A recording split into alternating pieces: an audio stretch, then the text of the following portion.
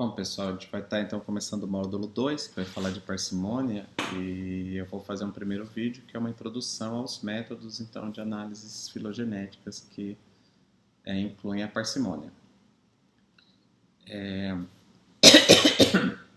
Esse é o módulo 2, é um módulo bem importante porque a parcimônia, embora ele seja um método bastante simples, ele vai englobar, a gente vai aprender várias coisas que vão servir também na verossimilhança.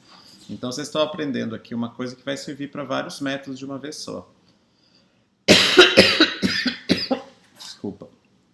Bom, então, para a gente trabalhar com parcimônia, a gente vai trabalhar, a gente vai ver primeiro um pouquinho os tipos de métodos na aula de hoje que existem, e depois a gente vai falar dos métodos baseados em parcimônia, que corresponde a gente aprender pelo menos dois tipos de algoritmos que vão ser necessários para a gente fazer análise de parcimônia, que são os algoritmos de contagem de passos e os algoritmos que trabalham com as buscas das árvores mais parcimoniosas.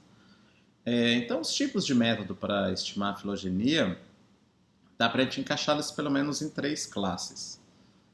Uma primeira classe seriam métodos que são exclusivamente algorítmicos, ou seja, a gente trata com uma sequência de algoritmos e a gente calcula a filogenia. Seria parecido com aqueles métodos que a gente usa em genética de populações. Eu vou lá e calculo as distâncias, ou então eu calculo o FST, eu calculo se está em equilíbrio de Hardy-Weinberg, que seria um cálculo direto das coisas. No caso da filogenia, esses métodos são métodos que geralmente trabalham com distâncias, tá? O segundo tipo de métodos seriam os métodos de otimização, que no caso será o que a gente vai ver hoje na parte de parcimônia. E esses são métodos que são métodos iterativos, ou seja, são métodos que a gente tem que usar programas que ficam iterando e comparando uma série de árvores para tentar escolher uma árvore que é mais adequada segundo algum critério. E aí entram os dois critérios mais comuns, que é o critério da parcimônia e o critério da máxima verossimilhança, que são duas maneiras que a gente pode comparar as árvores e escolher as árvores que têm um melhor score de parcimônia, uma maior probabilidade no caso da verossimilhança. Um terceiro tipo de método que a gente vai aprender no final do curso são métodos diretamente estatísticos.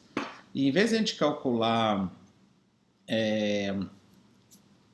as árvores, a gente calcula uma distribuição estatística de árvores e a partir dela a gente consegue inferir as probabilidades dos grupos serem verdadeiros. É o caso do método bayesiano, já é um método mais estatístico mesmo, que a gente vai aprender no final do curso. Então, os métodos exclusivamente algorítmicos, a gente vai ver eles lá no final da aula número 4, que é a aula que lida com métodos de modelos de evolução molecular. Eu vou explicar também os métodos que são baseados em distâncias.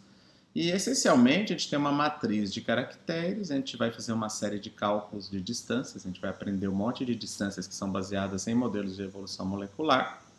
A gente gera uma matriz que tem as distâncias par a par entre todos os terminais, então 1 com 2, 1 com 3, 1 com 4, 2 com 3, 2 com 4, a gente vai montar uma matriz quadrada, e aí a gente tem um algoritmo que a partir de uma matriz de distâncias agrupa e vai chegar na topologia. E vocês estão acostumados com isso porque é parecido com o processo que a gente usa para fazer, por exemplo, distâncias entre indivíduos ou entre populações lá nos métodos de genética de populações. A gente vai ter uma aula só sobre isso, né? São métodos que produzem geralmente, né, a gente até considera uma vantagem que eles produzem uma única topologia num tempo bem rápido, mas do ponto de vista da inferência filogenética, hoje está bem comprovado que esses métodos não produzem uma filogenia muito correta. Então, esses métodos de distância estão praticamente caindo em desuso. E o fato de você chegar só numa resposta pode ser encarado como uma vantagem ou uma desvantagem, porque você tem uma resposta só, mas você tem várias, você ainda poderia avaliar a incerteza e coisas desse tipo que aqui acaba sendo perdido. Então, a outra classe de métodos, que vai ser o caso do método da parcimônia que a gente vai ver nesse módulo 2, a gente tem que trabalhar com dois algoritmos. Então, a gente tem um algoritmo que gera e modifica topologias. Então, ele vai gerar várias árvores que têm topologias diferentes. E a gente tem um segundo algoritmo que avalia a optimalidade dessas árvores em termos de parcimônia ou verossimilhança. Né? E isso daqui vai ficar rodando de maneira iterativa, de maneira então que a gente vai conseguir, depois que essa análise rodar por um determinado tempo, produzir uma topologia ou uma coleção de topologias que são ótimas segundo o critério que a gente está utilizando, no caso, máxima verossimilhança ou parcimônia. Então, a vantagem desses métodos, que são iterativos, é que eles vão comparando diversas possibilidades e, no final, se houver várias árvores empatadas naquele critério, ele te dá uma resposta com todas as árvores que atendem ou que estão empatadas naquele score, naquele número. Né? E a desvantagem, naturalmente, é que esse método demora mais. No caso da parcimônia, quando eu comecei a trabalhar com filogenia, lá em 1997, a gente demorava algumas horas rodando análise de parcimônia. Hoje a parcimônia é muito rápida. Mas quando a gente for fazer isso daqui com máxima verossimilhança, que os cálculos são extremamente complexos, ainda é um poder computacional, ainda é um limitante para as análises. Então, esses métodos que ficam iterando, eles têm problema de velocidade sim, dependendo de qual vai ser o critério de optimalidade que você vai utilizar, tá?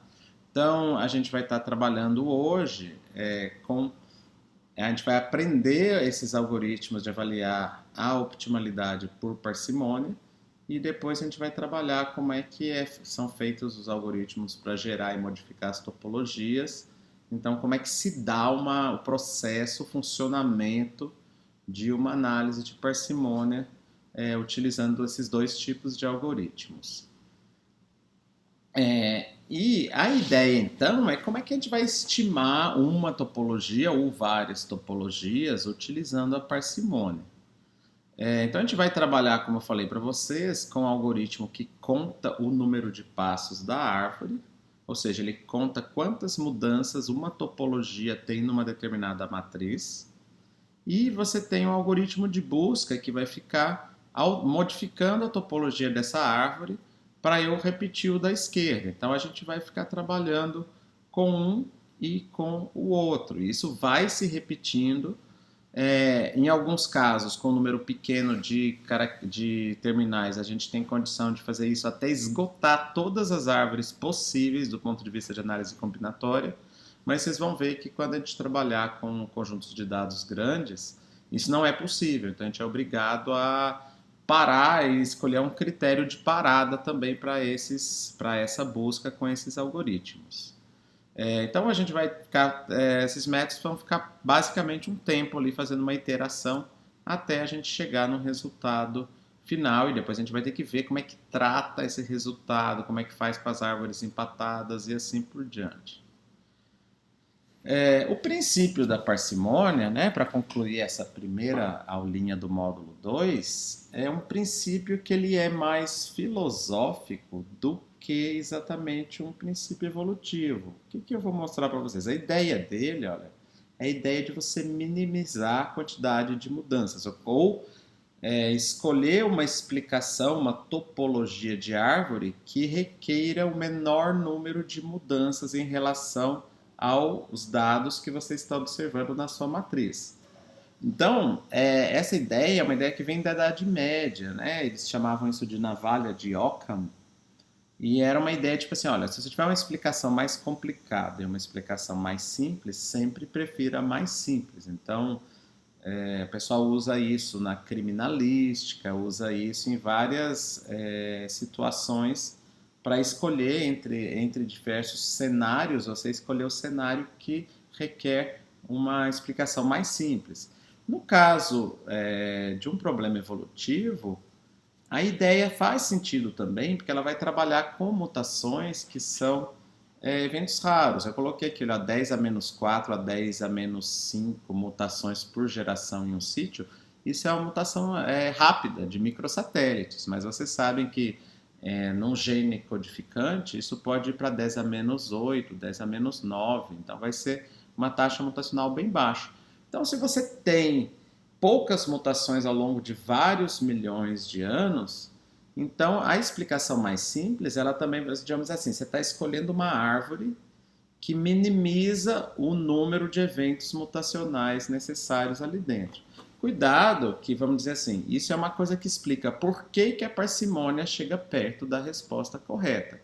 Mas não é necessariamente assim que a evolução ocorre, né? A evolução não ocorre necessariamente pelo mínimo.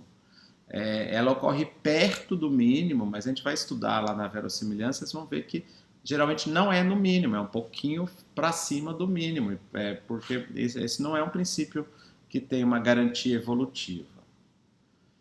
Então, o pressuposto para a gente trabalhar com análise de parcimônia é que para cada caráter da minha matriz existe um número mínimo de mudanças para uma determinada árvore que tem uma determinada topologia e que é a solução mais simples.